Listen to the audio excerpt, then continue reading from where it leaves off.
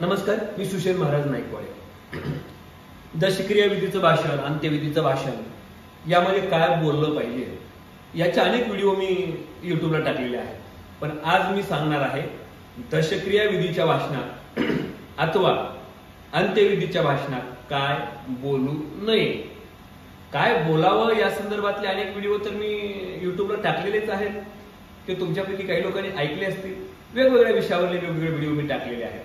ज्यांनी channel subscribe केलं त्यांना माहिती आणि नोटिफिकेशन पण येतात, म्हणून चॅनलचं सबस्क्राईब करा, म्हणजे वेगवेगळे व्हिडिओ तुम्हाला ऐकायला मिळतील. आणि हे तुमच्या कामाचे व्हिडिओ आहेत, तुम्हाला पॉझिटिव्ह करणारे, भाषण कलेचं काही नॉलेज देणारे हे व्हिडिओ आहेत.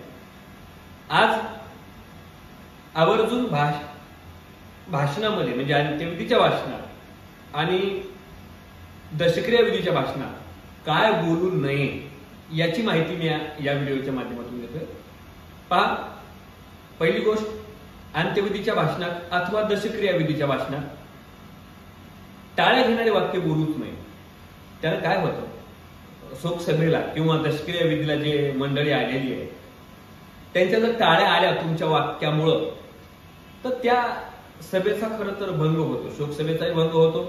आणि दशक्रिया विधीला जे प्रवचन ऐकण्यासाठी लोक आलेले ते दुःखित अंतःकरणाने आलेले लोक आहेत, त्यांना टाळ्या नको आहेत.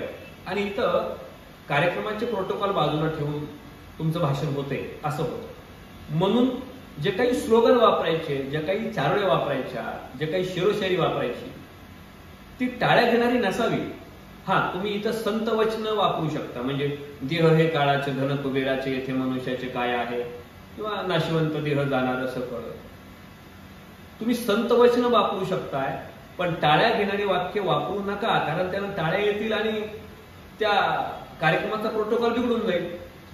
आणि दुसरी एक महत्वाची गोष्ट मला जाणवते बऱ्याच लोकांच्या भाषणात, रोजची सवय असते भाषण संपल्याच्या नंतर जय हिंद जय महाराष्ट्र म्हणण्याची. तर इथं जय हिंद जय महाराष्ट्र शब्द येऊ द्यायचा नाही, म्हणायचा नाही.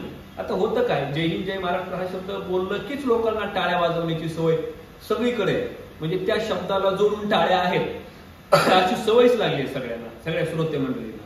म्हणून तो शब्द बोलू नका आणि त्याला चिटकून टाळ्या पण येणार नाही. म्हणून या दोन गोष्टी दशक्रिया विधीच्या भाषणामध्ये टाळ्या पाहिजे. आणि तुम्ही हे दशक्रिया विधीचं भाषण आणि अंत्यविधीचं भाषण याचा तिसरा एक नियम, ते उंच आवाजात नसावं, मोठ्या आवाजात नसावं, ते शांत भाषण असावं, मोठ्या आवाजात नसावं. भले तिथं लाऊडस्पीकर बारीक असेल नसेल, तुम्हाला वाटलं असेल शेवटच्या लोकांपर्यंत ऐकायला जावं, काही फरक पडत नाही, अर्ध्या लोकांना ऐकायला जावं. पण तुम्ही त्या शोकसभेचा प्रोटोकॉल मोडून भाषण नका करू. तुमचा देखावा तिथं काही कामाचा नसतो. लोक तुमचं विषयाला धरून तुम्ही शोकसंदेश देताय की नाही हे जास्त पाहतात.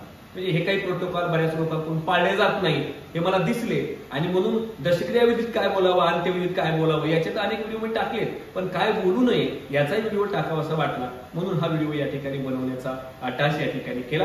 मी आमच्या मुलुंड येथील या नाऊन स्टेशनच्या पश्चिमेला भाषण कला प्रशिक्षण वर्ग चालतो मुंबई, या ठिकाणी मी आलेलो आहे. मुंबईला, पुण्याला, नगरला, नाशिकला सगळीकडे क्लास चालतात आणि 3 दिवसाचं निवासी प्रशिक्षण सुद्धा आमचं चालतं. कोणतंही प्रशिक्षण करा जे तुमच्या शेड्यूलमध्ये पसंत येईल. धन्यवाद. जय हिंद जय महाराष्ट्र.